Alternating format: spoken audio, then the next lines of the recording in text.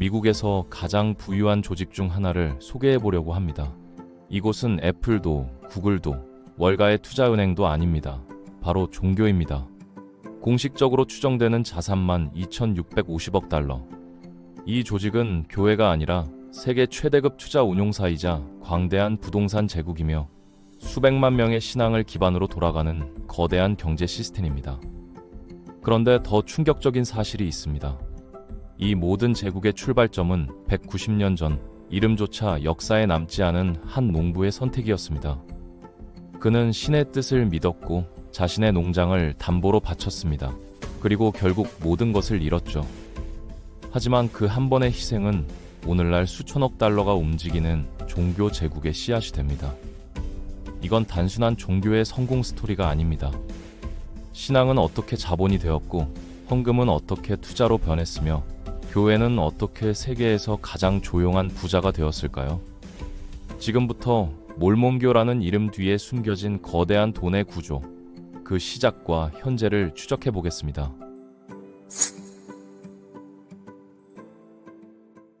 1830년 미국 뉴욕, 조셉 스미스라는 젊은 남자가 있었습니다. 그는 신에게서 계시를 받았다고 말했습니다. 뉴욕의 한 언덕에 묻혀있던 황금판에서 고대 문자로 기록된 새로운 경전을 발견했다는 겁니다. 하지만 계시만으로는 세상을 움직일 수 없었습니다. 책을 만들려면 돈이 필요했거든요. 신도도 없고 신용도 없고 자본은 더더욱 없던 무명의 예언자에게 누가 투자하려 했을까요?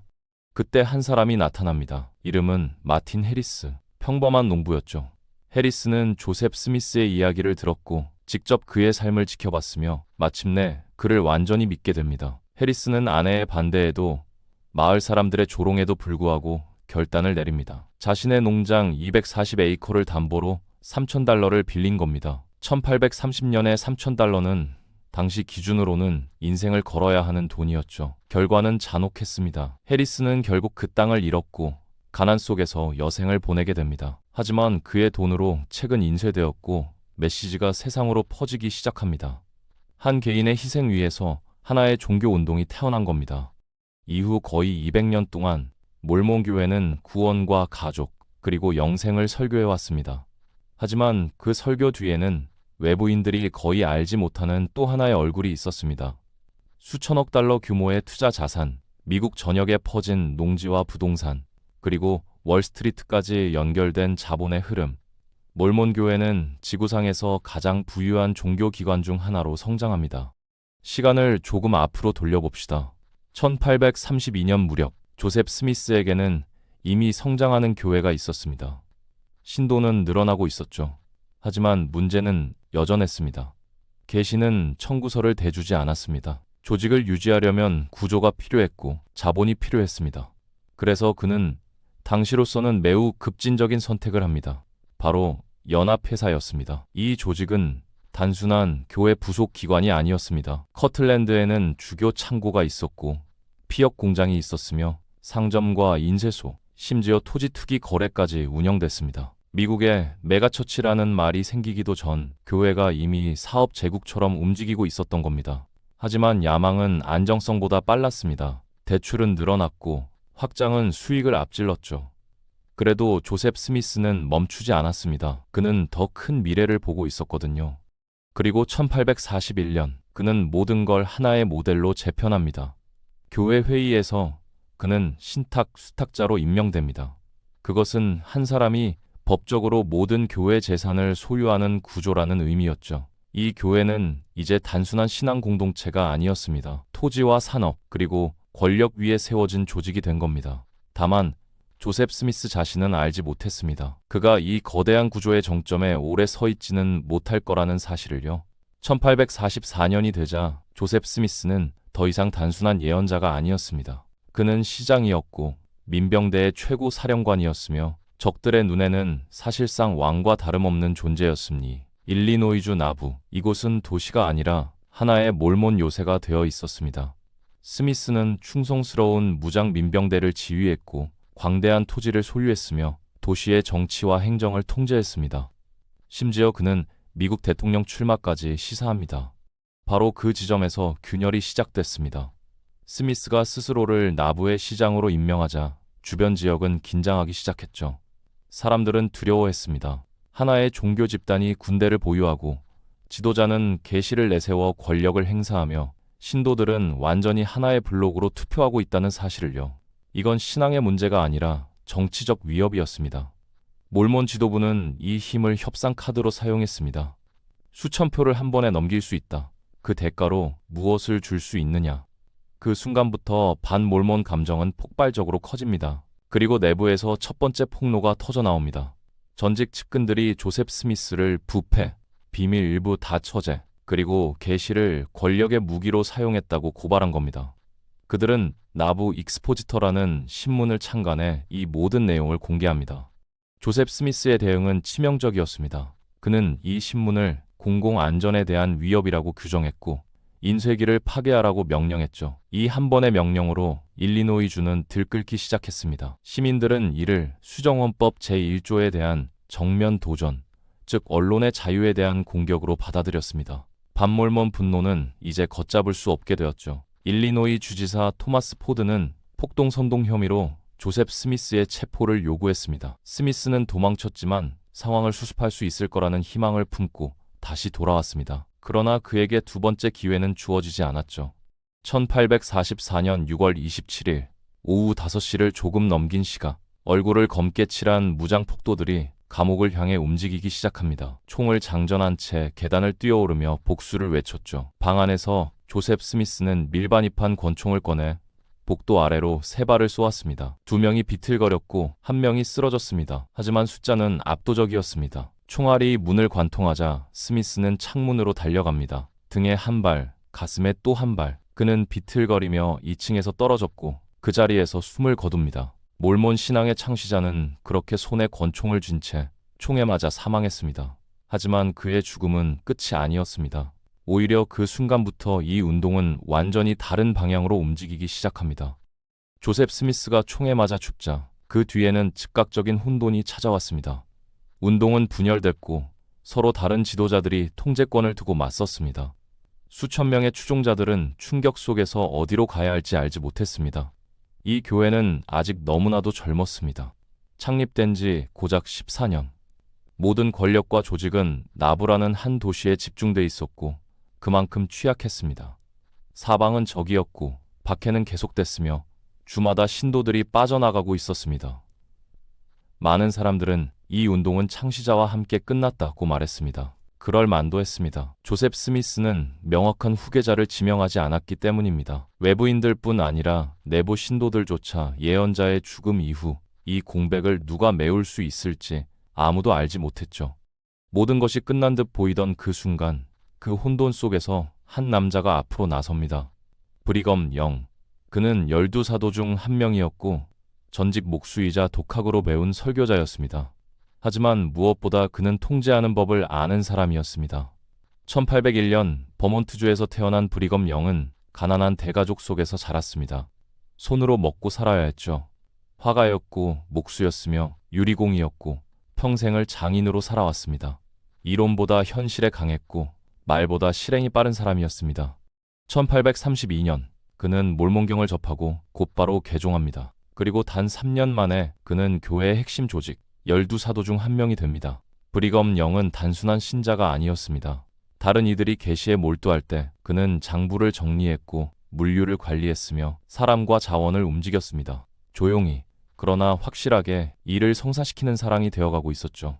조셉 스미스가 죽었을 때 교회는 사실상 붕괴 직전이었습니다. 지도부는 분열됐고 신도들은 흩어졌으며 재정은 부채와 자산 손실로 간신히 버티고 있었죠. 그리고 위협은 말이나 소문이 아니었습니다. 나부를 둘러싼 긴장은 폭발 직전이었고 폭도들은 점점 대담해졌습니다. 도시는 포위됐고 법원도 아무런 보호를 해주지 않았습니다. 이건 더 이상 신앙의 문제가 아니었습니다. 살아남느냐 사라지느냐의 문제였죠.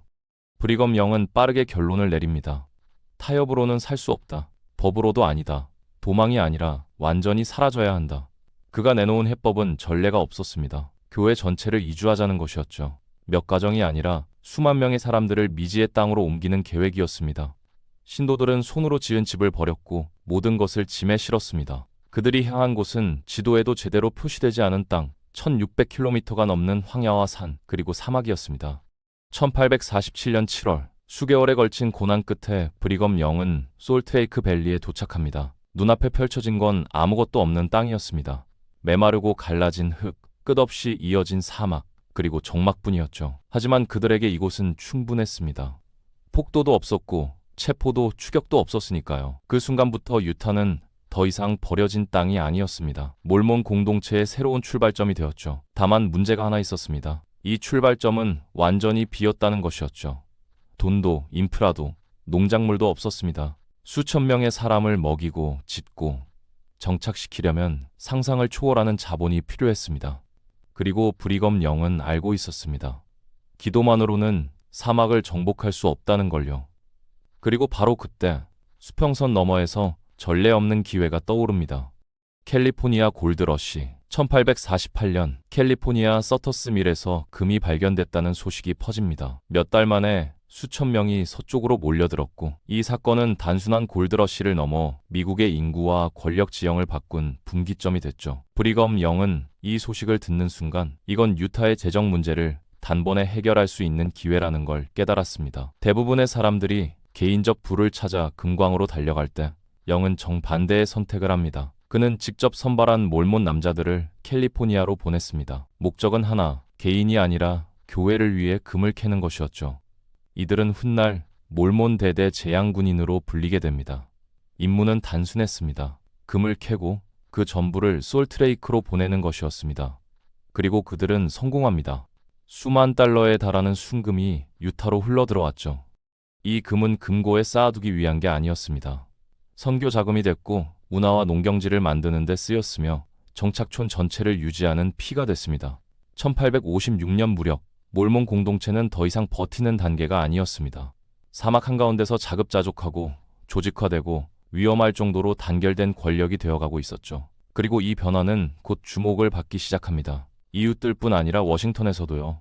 미국 정부는 유타를 주시하기 시작했고 1857년 가을 연방정부는 솔트레이크 시티를 향해 미군을 파견합니다. 브리검 영이 신정국가를 세우고 반란을 준비하고 있다고 판단했기 때문이죠. 영의 대응은 즉각적이었습니다. 그는 계엄령을 선포하고 준주로 들어오는 주요 경로를 차단했으며 허가 없는 외부인의 통과를 금지했습니다. 유타는 사실상 봉쇄된 상태가 됐습니다. 바로 그 무렵 아칸소를 떠난 120명의 이민자 집단 베이커 펜처 일행이 유타 남부를 지나고 있었습니다. 그들의 목적지는 캘리포니아였습니다. 그들은 긴 여정에 지쳐 있었고 이 땅에서 무슨 일이 벌어지고 있는지 아무것도 몰랐습니다. 하지만 그들은 가장 나쁜 순간, 가장 위험한 장소에 들어와 버렸죠. 이때 몰몬 사회는 극도로 예민한 상태였습니다. 조셉 스미스의 죽음 이후 수년간 박해와 추격을 겪었고 이들은 이제 막 사막에 정착한 상황이었죠. 외부인은 곧 위협이었고 과거의 폭력은 아직 끝나지 않았다고 믿고 있었습니다. 특히 아칸소는 몰몬들에게 상처로 남은 지역이었습니다. 이전 폭력 사태에 연루된 세력이 그곳 출신이라는 기억이 퍼져 있었고 그래서 아칸소에서 온 이민자들이라는 사실만으로도 경계심과 공포가 먼저 작동했습니다. 곧 소문이 돌기 시작합니다. 이민자들이 몰몬을 모독했다. 과거의 폭력 사건에 연루됐다. 우물에 독을 풀었다는 이야기들. 사실인지는 중요하지 않았습니다. 이미 분노와 공포가 판단을 대신하고 있었으니까요. 얼마 지나지 않아 이민자들은 몰몬 민병대와 파이우트 동맹군에게 포위됩니다. 대치는 닷새 동안 이어졌습니다. 그리고 마침내 백기가 올라갑니다. 무기를 내려놓으면 안전하게 호송해주겠다. 그렇게 약속받았습니다. 이민자들은 작은 무리로 나뉘어 캠프를 나왔습니다. 먼저 남자들, 그 다음 여자들과 아이들. 그 순간 약속은 무너졌습니다. 총성이 울렸고 칼이 휘둘러졌습니다. 도망칠 곳은 없었습니다. 학살이 끝났을 때 살아남은 사람은 단 17명, 모두 8살도 되지 않은 아이들이었습니다. 그 아이들은 이후 몰몬 가정에 맡겨집니다. 브리검 영은 이 학살을 직접 명령한 적은 없다고 끝까지 주장했습니다. 실제로 남아있는 기록에도 학살을 지시한 명확한 명령서는 없습니다. 하지만 이 학살을 실행한 사람들은 우발적으로 움직인 폭도들이 아니었습니다. 모두 몰몬 교회의 지휘 체계 안에 있던 인물들. 브리검 영의 통제 아래 조직된 민병대와 지역 지도자들이었습니다. 즉, 그는 방아쇠를 당기지는 않았지만 총을 쥔 사람들이 누구인지 어떤 체계 안에서 움직였는지는 분명했습니다. 이 사건은 역사에 메도우스 산 학살로 기록됩니다. 그리고 이후 수십 년 동안 몰몬 교회를 따라다니는 그림자가 됩니다. 비판자들만의 문제가 아니었습니다. 충실한 신자들조차 이 사건을 외면하지 못했습니다. 왜냐하면 이건 단순한 사고나 비극이 아니라 교회 권력과 폭력이 연결될 수 있다는 가능성을 처음으로 드러낸 사건이었기 때문입니다. 더 아이러니한 점은 이 모든 비극의 출발점이 확인되지 않은 소문과 공포였다는 사실입니다. 외부인이 공동체를 위협하고 있다는 이야기, 과거의 박해가 다시 반복될지 모른다는 두려움, 그 불완전한 정보와 과잉된 경계심이 결국 돌이킬 수 없는 유혈 사태로 이어졌습니다. 1868년 무렵 브리검 영은 더 이상 종교 지도자에 그치지 않았습니다. 그는 유타 전체의 경제 구조를 설계하는 인물이 됐습니다. 그가 만든 건 자유시장도 사회주의도 아니었습니다. 교회가 중심이 되고 교회가 명령하고 신도들이 따르는 경제 시스템이었죠. 출발점은 시온 협동상업기관이었습니다. 교회가 직접 운영한 유통조직으로 오늘날 기준으로 보면 미국 최초의 백화점 체인에 가까웠습니다. 외부 상인에게 돈이 흘러가지 않도록 신도들의 소비를 교회 안에서 순환시키는 구조였죠. 하지만 그는 여기서 멈추지 않았습니다. 1870년대에 들어서자 브리검 영은 이 모델을 더 밀어붙입니다. 이름은 연합질서. 재산을 개인이 아니라 공동체에 맡기고 생산과 분배를 교회가 통제하는 시스템이었습니다. 목표는 빈부격차를 없애고 공동체를 하나의 경제 단위로 만드는 것이었죠. 브리검 영에게 산업과 노동은 단순한 생계수단이 아니었어요. 그 자체가 신앙의 일부, 거의 종교적 사명이었습니다. 그래서 그는 신도들을 선교라는 이름으로 공장으로, 농장으로, 광산으로 보냈습니다. 기도만이 아니라 노동으로도 신앙을 증명하라는 메시지였죠. 철선교, 면화선교, 설탕선교, 외부에 의존하지 않는 완전한 자립을 위한 것이었죠. 이 시스템을 움직인 진짜 연료는 11조였습니다. 모든 신자는 소득의 10%를 교회에 바쳤습니다. 명목상으로는 자발적이었지만 영적으로는 선택지가 아니었죠. 이 자금은 다시 토지로, 산업으로, 금융으로 흘러갔습니다. 1870년대 후반이 되자 몰몬 교회는 더 이상 변두리 종교가 아니었습니다. 그것은 신정 경제 강국이었고 유타의 상업 구조 전체가 교회를 중심으로 돌아가고 있었습니다.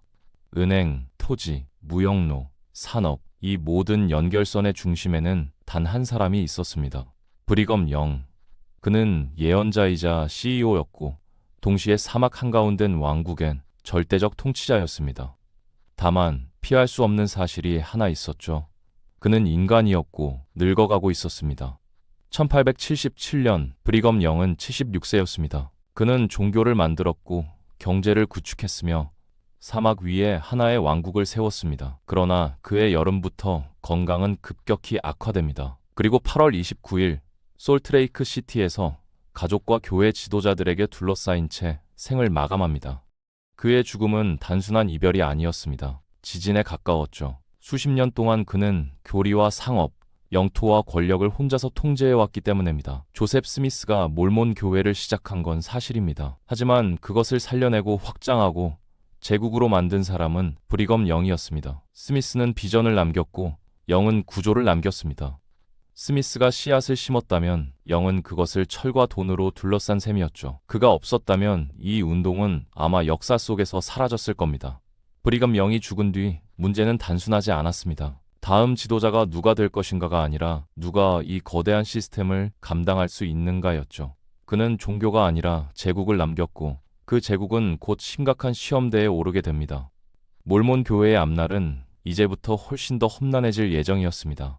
브리검 영이 죽은 뒤의 몇 년은 결코 평온하지 않았습니다. 연방 정부가 마침내 몰몬의 권력을 정면으로 겨냥했기 때문이죠. 1887년 에드먼즈 터커 법이 통과됩니다. 이 법은 일부 다처제를 범죄로 규정했을 뿐 아니라 교회 자체를 해체 대상으로 삼았습니다. 법인은 해산됐고 5만 달러를 초과하는 모든 교회 재산은 압류 대상이 됐습니다. 미국 정부가 종교단체를 공식적으로 해산시킨 전례 없는 조치였습니다. 단속은 가차 없었습니다. 교회 재산은 몰수됐고 일부 다처주의자들은 감옥으로 보내졌으며 교회의 법적 지위마저 박탈됐습니다. 말 그대로 망치처럼 내려친 전면 공격이었죠. 그 와중에 교회는 다른 길을 모색하고 있었습니다. 재정적 자립을 위해 철도, 부동산, 목축업, 광산에 공격적으로 투자했거든요. 하지만 1893년 모든 계산이 무너집니다. 미국 경제 전체를 뒤흔든 1893년의 공황이 시작된 겁니다. 은행이 연쇄적으로 파산했고 기업들은 무너졌으며 실업이 전국으로 퍼졌습니다.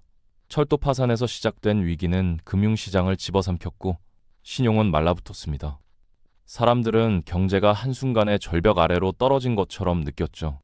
이 충격 속에서 교회의 최대 도박도 함께 무너졌습니다. 스털링 광산회사의 파산이었습니다. 이 광산 사업은 네바다 남부의 금채굴로 교회에 늘어나는 부채를 만회하려는 고위험 베티였지만 결과는 참패였습니다. 1899년까지 교회가 이 프로젝트로 잃은 돈은 30만 달러가 넘었습니다. 금채굴은 결국 도박에 가까운 선택이었죠. 선택지가 사라진 교회는 다시 사람들에게로 돌아옵니다. 교회 전반에 걸친 대대적인 11조 캠페인이 시작된 겁니다. 이번엔 단순한 신앙의 문제가 아니었습니다. 교회의 생존이 걸린 문제였죠. 지역 주교들은 모든 소득의 10%를 바치라는 원칙을 다시 강조하라는 지시를 받았습니다. 하지만 현금이 없는 신도들이 많았어요. 그래서 사람들은 가축, 곡물, 노동, 물품을 내놓았습니다. 교회는 현물 11조를 받아들이기 시작했고 식량과 보급품을 비축하며 운영을 이어갔습니다. 이 캠페인은 곧 신앙과 충성심을 가르는 시험이 됩니다. 지도자들의 메시지는 분명했습니다. 11조를 내라. 그래야 교회가 산다. 1900년대 초 최악의 위기는 일단 지나간 듯 보였습니다. 장부는 다시 균형을 찾았고 부채의 절반이 정리됐죠. 이쯤 되면 교회가 교훈을 얻었을 거라 생각할 수도 있습니다. 1918년 히버 제이 그랜트가 몰몬 교회의 수장이 됩니다. 1856년생인 그는 과부 어머니 밑에서 자라 스스로 성공을 일군 인물이었어요.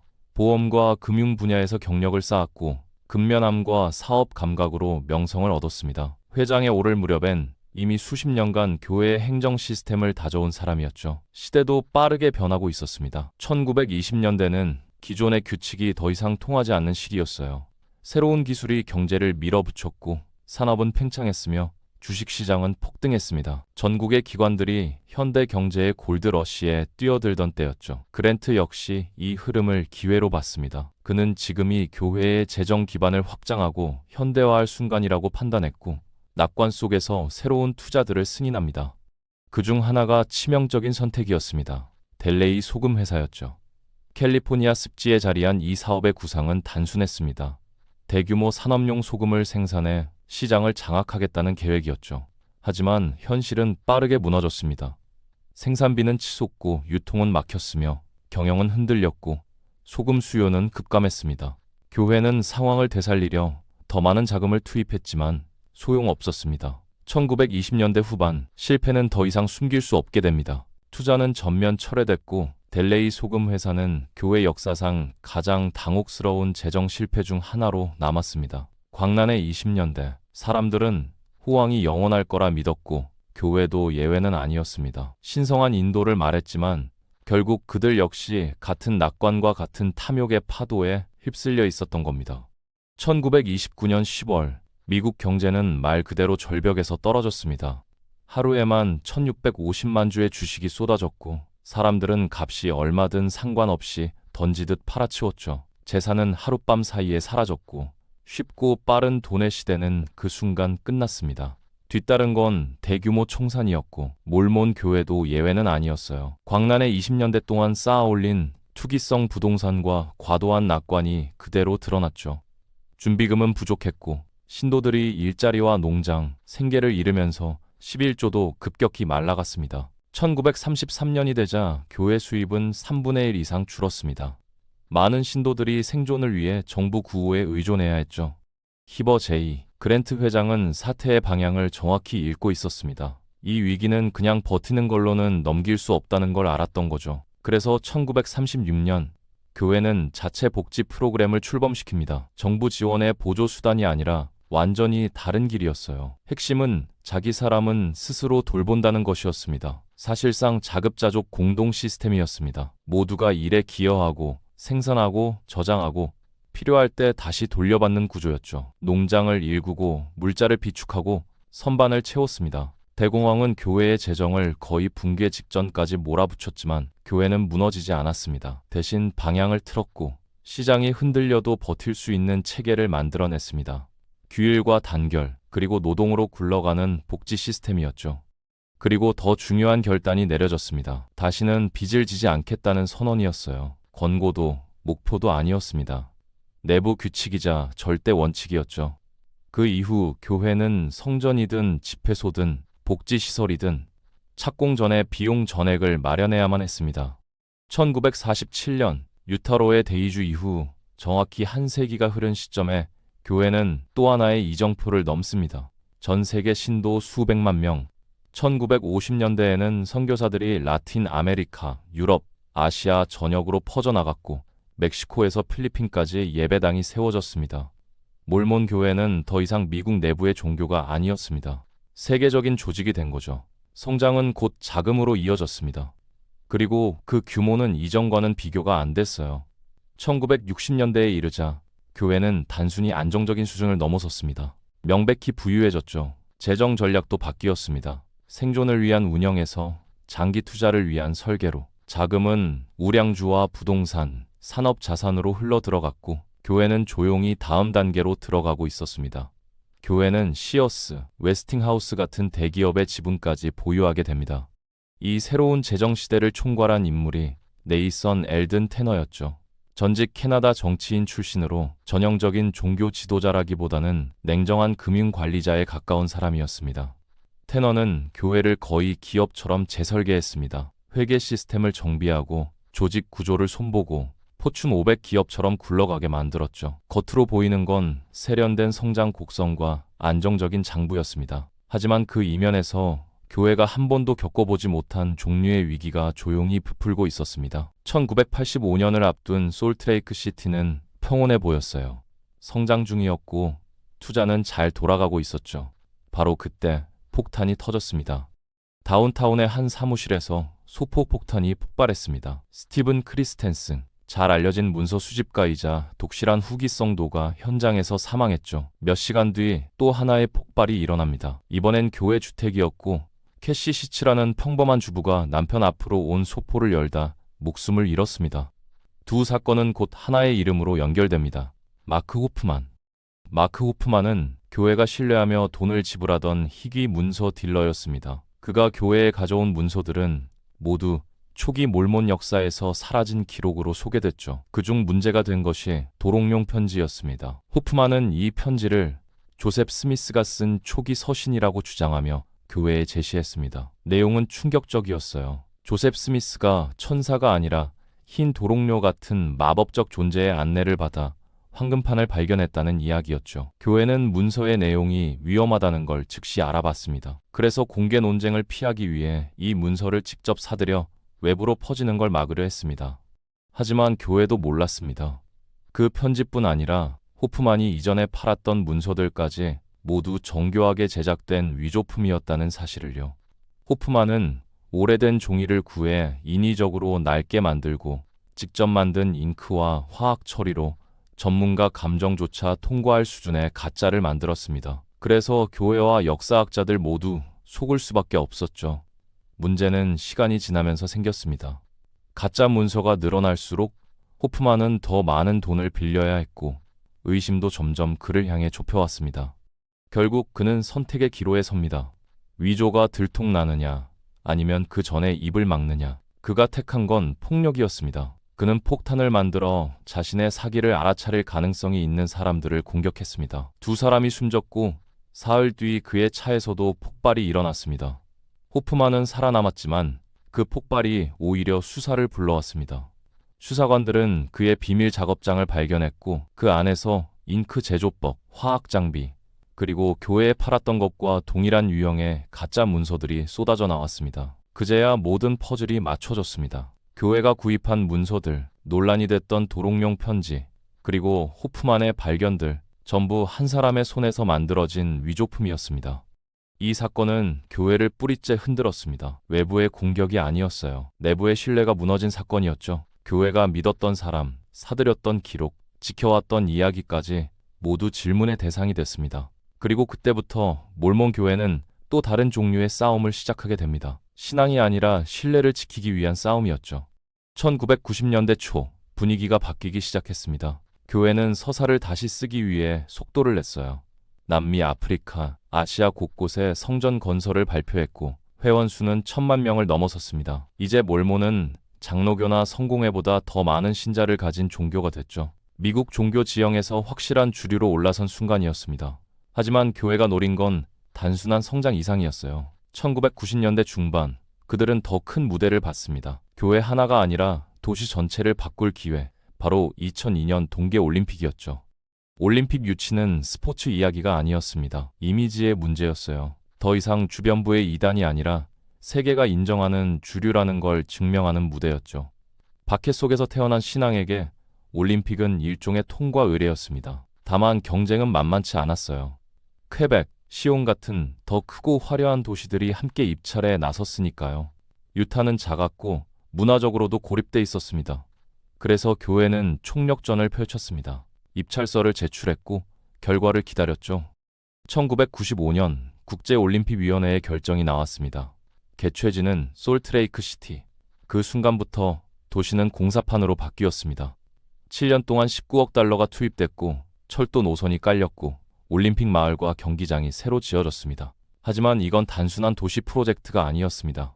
교회가 깊이 관여한 운영이었죠. 수천 명의 자원봉사자가 배치됐고 그중 상당수는 20개 이상의 언어를 구사하는 선교사들이었습니다. 템플 스퀘어는 정비됐고 보안과 동선, 의식 하나까지 세밀하게 조율됐어요. 무대 뒤에서 교회 지도자들과 도시 계획자들은 거의 한 몸처럼 움직였습니다.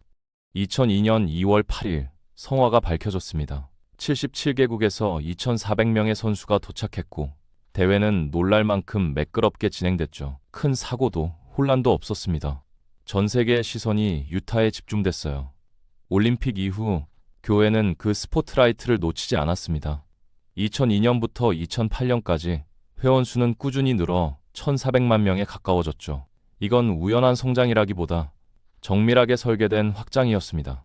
겉으로 보기에 교회는 그 어느 때보다 안정적이었어요. 하지만 숫자와 성공 뒤에서 또 다른 균열이 조용히 자라나고 있었습니다. 2008년 세계 경제가 무너졌습니다. 주식시장은 붕괴했고 은행들은 연쇄적으로 쓰러졌죠. 몰몬 교회도 그 충격을 피하지 못했습니다.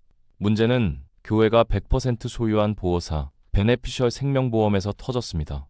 베네피셜은 1905년에 설립된 회사로 수십 년 동안 보수적이고 안전한 보험사로 운영돼 왔습니다. 주 고객은 교회 신도들이었고 고위험 투자는 거의 하지 않았죠. 하지만 금융위기는 그런 운영 방식도 가볍게 무너뜨렸습니다. 보유 자산 가치가 급락했고 보험금을 지급할 현금이 빠르게 부족해졌습니다. 회사가 그대로 무너지면 파산으로 이어질 상황이었죠. 교회에겐 선택지가 많지 않았습니다. 베네피셜이 파산하면 교회가 오랫동안 쌓아온 재정적으로 철저한 조직이라는 이미지가 한순간에 무너질 수 있었기 때문입니다. 결국 교회는 결단을 내립니다. 공개 발표도 공식 설명도 없이 약 6억 달러를 투입해 베네피셜을 구제했습니다. 외부에는 거의 알려지지 않은 조용한 구조 조치였죠. 이 사실이 세상에 드러난 건 몇 년이 지나서였습니다. 그리고 그때 사람들은 처음으로 깨닫게 됩니다. 몰몬 교회가 단순히 안정적인 조직이 아니라 위기 상황에서 수억 달러를 즉시 투입할 수 있을 만큼의 거대한 자금을 이미 보유하고 있었다는 사실을요. 위기 속에서도 교회는 성장했습니다. 2013년 회원 수는 1,500만 명에 달했고 선교 연령을 낮춘 뒤 선교사는 8만 5천 명을 넘어섰죠. 교회는 사실상 진입 가능한 거의 모든 나라에 뿌리를 내렸습니다. 겉으로는 신앙 공동체였지만 뒤에서는 거대한 재정 기계가 멈추지 않고 돌아가고 있었어요. 그리고 2010년대 초 교회는 또 하나의 대형 프로젝트를 꺼내 들었습니다. 솔트레이크 시티 한복판, 시티 크릭 센터, 초고급 쇼핑몰이자 도시 재개발 사업이었죠. 다운타운을 재편하고 글로벌 명품 브랜드를 끌어들이고 템플 스퀘어 일대를 현대적이고 세련된 몰몬의 얼굴로 바꾸기 위함이었습니다. 논란도 컸습니다. 특히 메인 스트리트를 가로지르는 스카이 브리지가 문제였어요. 쇼핑몰 두 구역을 잇는 구조였는데 비판자들은 이게 공공공간을 사실상 교회 소유로 만드는 상징적 장치라고 봤습니다. 도심의 핵심 동선을 교회가 장악하게 된다는 우려였죠. 하지만 교회는 물러서지 않았습니다. 오히려 더 밀어붙였어요. 15억 달러 이상을 투입해 시티 크릭 센터를 완성했습니다. 분수, 명품 매장, 반짝이는 외관, 템플 스퀘어 맞은편에 들어선 이 공간은 신앙시설이 아니라 고급 소비의 요새처럼 보였죠. 규모도, 속도도, 쏟아부은 돈도 모두 상식을 벗어났습니다. 중요한 건 이게 끝이 아니라는 점이었어요. 시티 크릭은 시작에 불과했습니다. 교회는 이미 다음 단계를 향해 움직이고 있었습니다. 2013년 교회는 플로리다에서 거의 40만 에이커의 땅에 5억 달러를 투자했습니다. LDS 교회가 소유한 농업회사가 플로리다 펜앤들의 산림지 38만 2,834에이커를 사들이기로 합의한 겁니다. 주 전체 면적의 약 2%. 거래가 끝나자마자 교회는 플로리다 최대의 민간 토지 소유자가 됐죠. 숫자는 계속 커지고 있었습니다. 준비금은 불어나고 있었고 교회가 얼마나 많은 돈을 쌓아두고 있는지, 그 돈이 어디로 흘러가는지는 내부 핵심 인물들만 알고 있었어요. 바깥에서는 아무도 정확히 몰랐죠. 거의 100년 동안 예수 그리스도 후기성도 교회는 철저히 조용했습니다. 재무제표도, 수익 보고서도, 공개 감사도 없었어요. 오직 신앙과 11조만 있었죠. 신도들은 그 돈이 성전을 짓고 선교를 확장하고 가난한 이들을 돕는 데 쓰인다고 믿었습니다. 이 교회에서는 신뢰가 감시보다 강했거든요. 하지만 2019년 그 침묵이 깨집니다. 한 내부자가 입을 열었어요. 그의 이름은 데이비드 닐스. 평생 몰몬이었고 전직 월스트리트 투자 분석가였습니다. 그리고 거의 10년 동안 교회의 핵심 투자 조직 엔사인 피크 어드바이저스의 고위 관리자로 일했던 인물이었죠. 닐스는 교회 재정의 왕관 보석을 직접 들여다본 사람이었습니다. 그 안에 있던 숫자는 상상을 초월했어요. 1,000억 달러 이상, 하버드 기금보다 컸고 웬만한 국가의 GDP보다도 많았습니다. 그런데 이 거대한 펀드의 존재를 아는 사람은 극소수의 교회 지도자뿐이었죠. 2019년 말 닐스는 국세청에 74페이지 분량의 내부 고발 문서를 제출합니다. 위증 시 처벌을 감수하겠다는 서명과 함께였어요. 차트, 계좌, 내부 메모, 실명까지 모두 담긴 문서였습니다. 내용은 단순한 문제 제기가 아니라 정밀한 고발이었죠. 엔사인 피크 어드바이저스는 1997년에 만들어졌습니다. 공식 부서도 종교 조직도 아니었어요. 목적은 하나뿐이었습니다. 교회의 장기 준비금을 굴리는 것. 이 조직의 설립은 한 번도 공개적으로 발표된 적이 없었고 솔트레이크 시티의 평범한 건물에서 조용히 운영됐습니다. 대신 내부에는 월스트리트 출신 투자 전문가들과 최고급 재정 전략가들이 포진해 있었죠. 종교단체의 외피를 쓴 초대형 자산 운용사였습니다. 2019년 기준 엔사인 피크는 1,000억 달러가 넘는 자산을 관리하고 있었습니다. 하지만 신도들, 대중, 심지어 대부분의 교회 관계자들조차 그 존재를 몰랐어요. 그 철저한 비밀 구조는 내부 고발이 터지면서 무너지기 시작합니다. SEC 조사 결과는 충격적이었습니다. 교회는 거의 20년 동안 320억 달러 규모의 주식 보유 내역을 숨기기 위해 13개의 페이퍼 컴퍼니를 운영해왔던 겁니다. 각각 다른 주소, 다른 명의, 다른 전화번호를 갖고 있었지만 실제 통제자는 모두 엔사인 피크, 그리고 교회였죠. 이 회사들은 애플, 구글, 아마존, 엑슨 같은 미국 대표 기업들의 주식을 나눠 보유하며 단일 기관으로 보이는 걸 피하는 역할을 했습니다. 교회의 해명은 신중했습니다. 이 펀드는 비 오는 날을 대비한 준비금이고 예수 그리스도의 재림을 준비하기 위한 자금이며 불법은 없었다고 주장했죠. 비밀로 한 이유도 밝혔습니다. 신도들이 규모를 알면 11조를 내지 않을까 봐서였다고요. 결과는 2023년에 나왔습니다. 교회와 엔사인 피크는 SEC와 합의했고 500만 달러의 벌금을 내는데 동의했습니다. 금액 자체는 그들이 가진 자산에 비하면 미미했어요. 하지만 의미는 달랐습니다. 이 사건은 처음으로 공식적으로 몰몬 교회가 세계 최대 규모의 종교 투자 펀드를 숨겨 운용해왔다는 사실을 확인한 순간이었거든요. 그리고 교회는 늘 그래왔듯이 움직였습니다. 통제를 강화하고 메시지를 관리하고 아무 일도 없었다는 듯 앞으로 나아갔죠. 2024년에 이르러 교회는 더 이상 버티고 있는 조직이 아니었습니다. 완전히 궤도에 오른 거대한 시스템이었죠. 신도 수는 1,750만 명을 넘겼고 한 해에만 30만 명 이상이 새로 유입됐습니다. 전 세계에서 활동하는 풀타임 선교사는 약 7만 5천 명, 운영 중인 성전은 200곳에 육박했고 추가로 수백 개가 더 계획되거나 건설되고 있었습니다. 이 조직의 엔진은 멈추지 않았습니다. 오히려 더 빨라졌죠. 그와 함께 자산도 폭발적으로 늘어났습니다. 여러 추정에 따르면 교회가 보유한 총 자산은 약 2,650억 달러. 이쯤 되면 종교라는 개념 자체가 흔들립니다. 신앙 공동체라기엔 너무 거대한 숫자였죠. 하지만 이 부는 우연이 아니었습니다. 핵심은 문화였습니다. 몰몬 신도들에게 11조는 여유가 있을 때 내는 기부가 아니었습니다. 상황이 어떻든 자동적으로 지켜야 할 약속이었죠. 선택이 아니라 정체성이었습니다.